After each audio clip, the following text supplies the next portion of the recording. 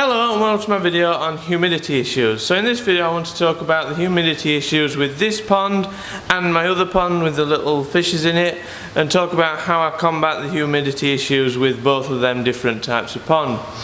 So with this pond's in a really well insulated building.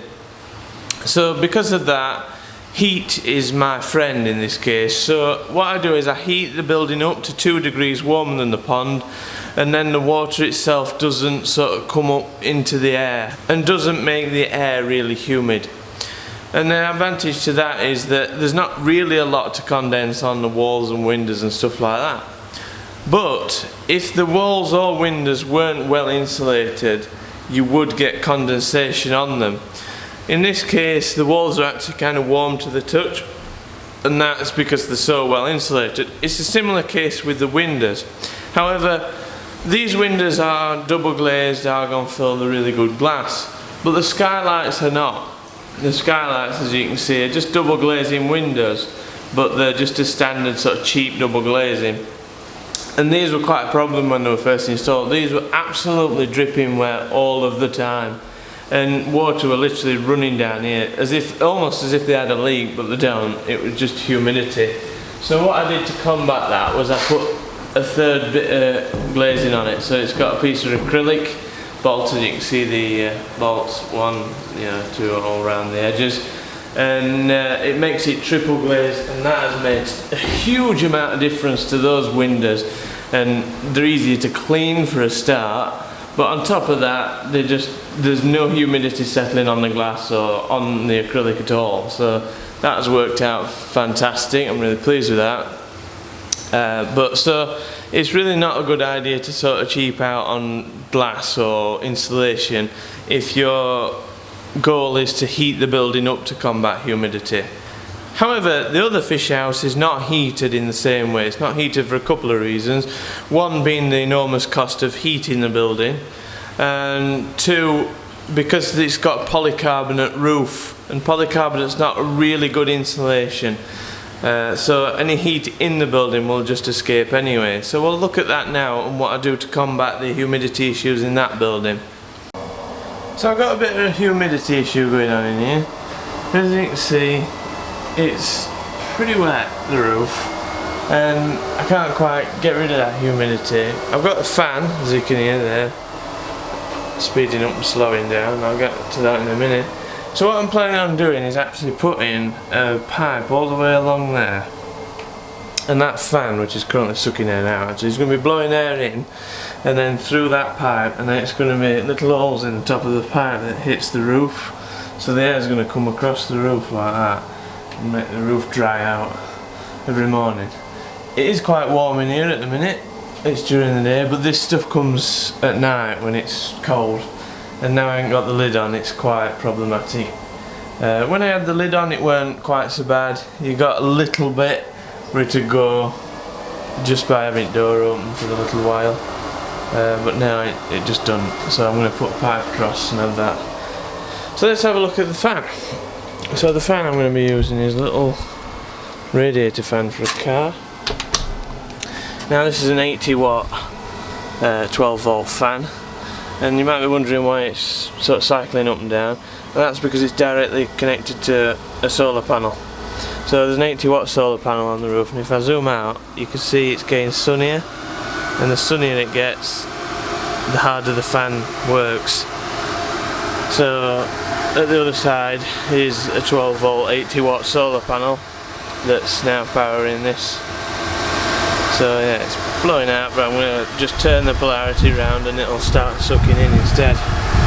So let's get on with that and we'll see how it works out. So here we go, this is what we've got so far.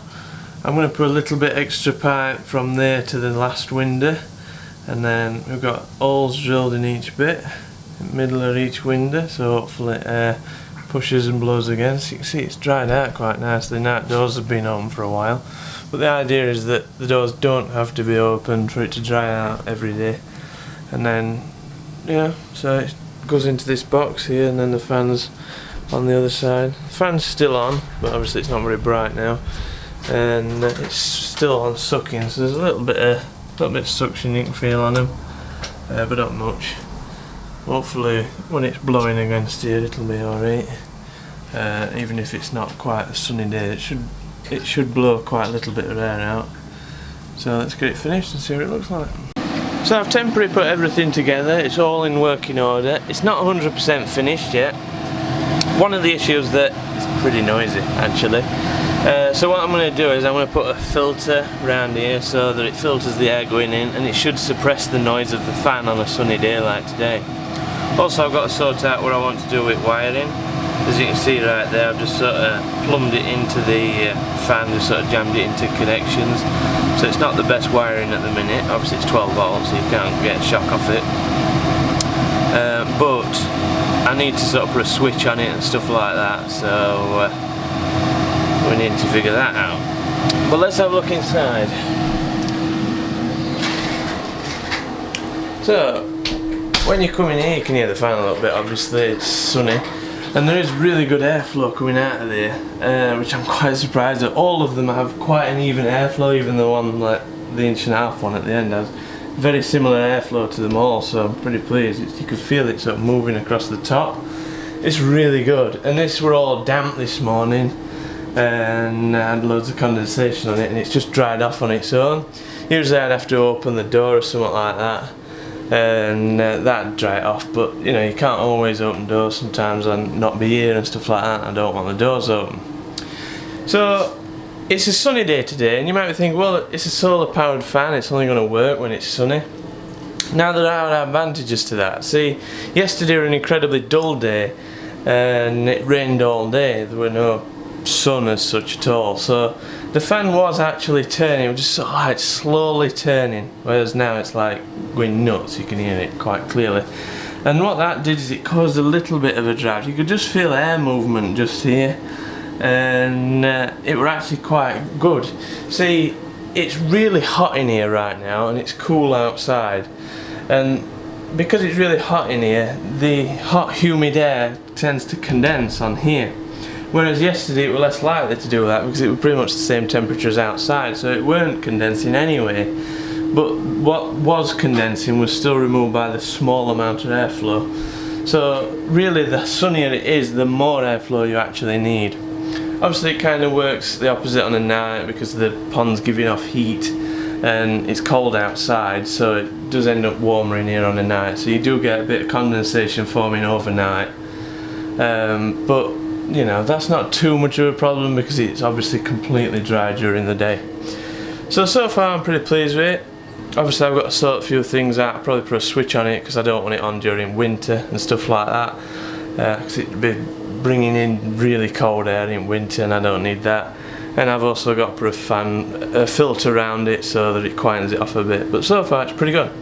One of the advantages I've seen as well, with today being the first day it's really been sunny since I've had it on, is usually you get like a sort of temperature area. So like above the pond here you get like 40-degree air. It was ridiculously warm, ridiculously humid, and then on the floor level it'd be cold because the cold air's coming in, and it'd be cool down here. So there'd be a huge sort of variant in temperatures. Now, because the air's sort of coming across and circulating the whole building and cooling the building off a little bit as well, it's actually mixing all, so the air is very constant temperature from bottom to top, which is quite nice, and probably one of the things that's reducing the humidity as well in here. It is very warm in here at the minute. It is, I'm guessing, I've not got a thermometer in it, must be 30 degrees in here, so it's pretty warm. But it's sort of not getting to the point where I'm worrying about it being too hot. Previously, a couple of days, if I'd have left the door on, you come in and it's like walking into an actual really good sauna. It's unbelievably hot. It has been. So today it's not doing too bad, but I don't know if the fan actually cools it enough to sort of cool it against sort of middle of summer sun. So yeah, I'm not sure about that. So there we go. That's my sort of cooling system slash anti-humidity system for the little fishes. Thank you for watching this video. If you have any questions, then please don't hesitate to comment them below. If you like this video, then please like it, and if you want to see more videos like this and correlated videos, then please feel free to subscribe. Thanks for watching.